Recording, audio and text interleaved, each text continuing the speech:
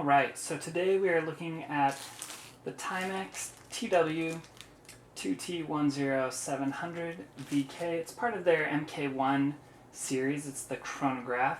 I'm kind of interested to see this because there have been different specs on Amazon versus Timex website, so just kind of curious what it is like. It seems like it could be a heck of a deal. We'll find out today if that's true. So first I'll open this up. Alright, let's see here. Okay, so we got a little Timex box right here. Okay, let's open it up. Take off that. Okay, so here's what it looks like inside. We've got a little instruction. Oh, so it tells you, I guess, pretty much where to download your instructions at. I guess gives you the website for that. And let's see if we can get this out. Okay, here you got a Timex guarantee. And now it's interesting because this is the Japanese one, so I'm not sure if it's made in Japan, if it's a Japanese movement, or if this is kind of a gray market situation. I bought it off Amazon. I'll send the link to you guys. I'll put it below so you guys can check it out for yourselves. Okay, we'll take off this right here. Let's see here if we can slide this off. Alright, so there's the watch right there. Let's take this guy out. Okay. So there it is. The strap is kind of an interesting color. It said it was green on Amazon. It kind of is. Let's see here. We can push that crown in. Here's another Timex. This is a pretty popular model. You kind of see the straps. It's not as green as that, but it's not maybe quite as khaki-ish as it looks like on the website. It's kind of in between. So here we go. Let's put it on. So I have a 7-inch wrist. So let's see how it fits. Alright. It fits rather nicely. I kind of like that. I think it's a pretty decent fit. It's a little long right here. I might cut that. The face though is it's pretty neat. It looks vintage, and I think that's kind of the purpose of the MK series. It looks vintage. You've got your 3 dials, of course, for your chronograph. Let's see here. The loom. It's a Timex, so you're not going to have a crazy amount of loom.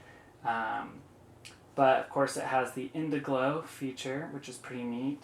I'm not sure if the camera can pick that up. I have to do a close-up on that later, but the Indiglow feature is actually, it's pretty nice, It looks like the chronograph button got pushed here, so let's reset that. Always kind of fun to watch.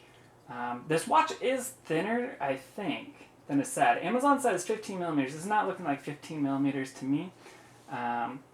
So let's measure it here.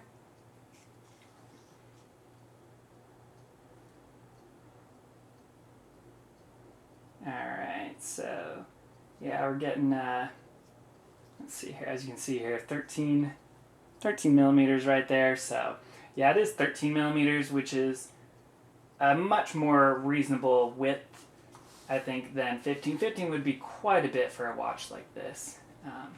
As you see, it is thicker, definitely, than some of the other thinner Timexes.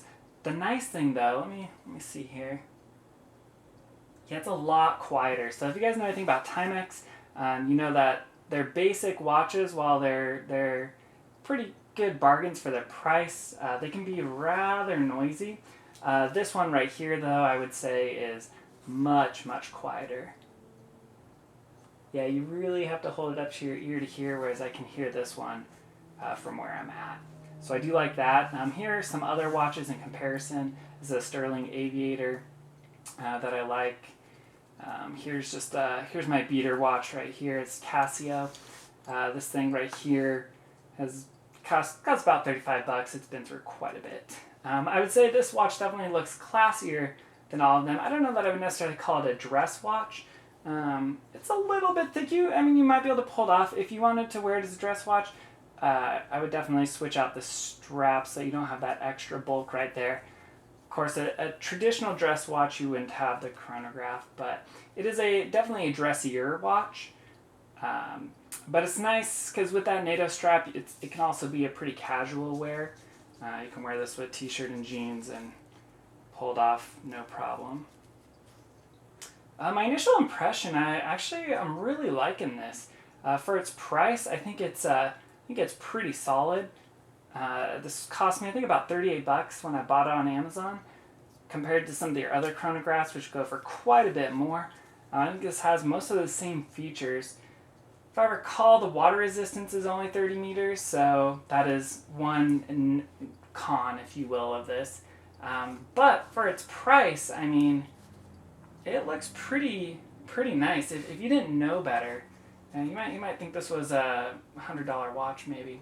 But yeah, you can see the second hand's right there. Of course, that second hand is just for the chronograph.